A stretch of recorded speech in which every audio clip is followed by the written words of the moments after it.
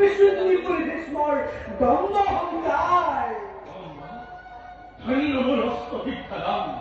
ভীষ্মক ৰঞ্জন কৰিব পৰা দ্বিতীয়জন জন্ম হোৱা নাই ধৰাৰ লক্ষ্য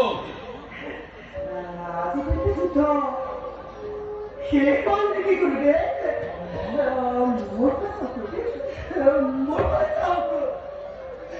মোৰ ফালে